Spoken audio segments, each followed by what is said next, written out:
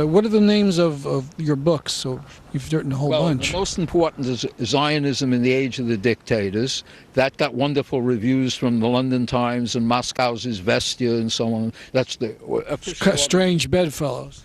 Well, they both said the same thing. Hey, we didn't know about this stuff until we read the book. All right, what was the next book?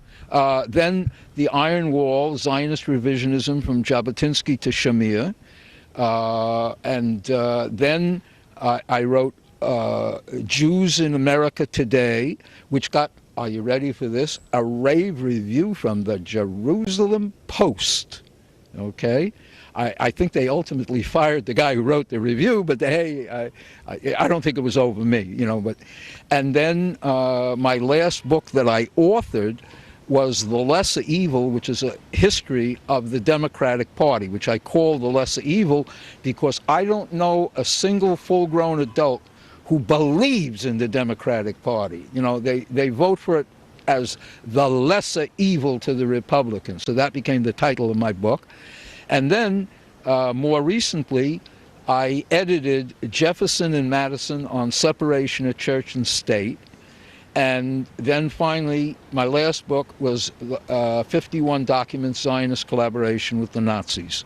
Now, I just finished an article, which will be published shortly in the Journal of Palestine Studies, on a book on Arab collaborators with the Zionists, etc. I've written about 130 articles, etc., for different publications all over the world.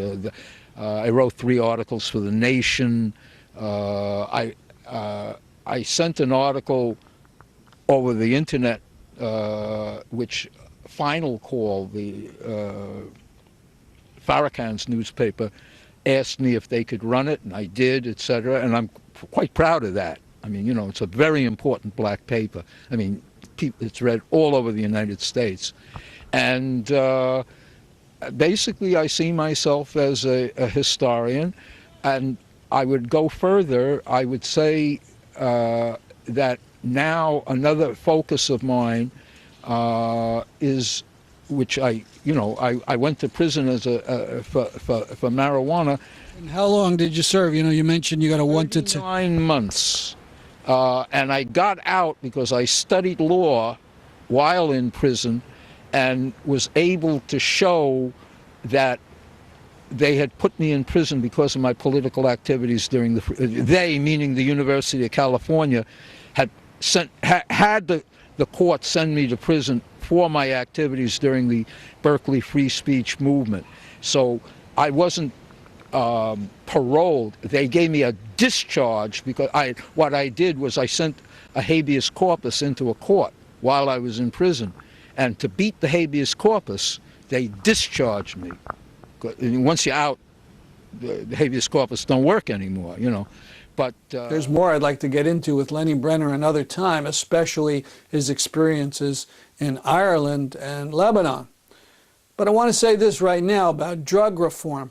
I was down in New York City last week, and there were ads all over the place for Boardwalk Empire, the new HBO series about how prohibition in the 1920s was a boon for organized crime.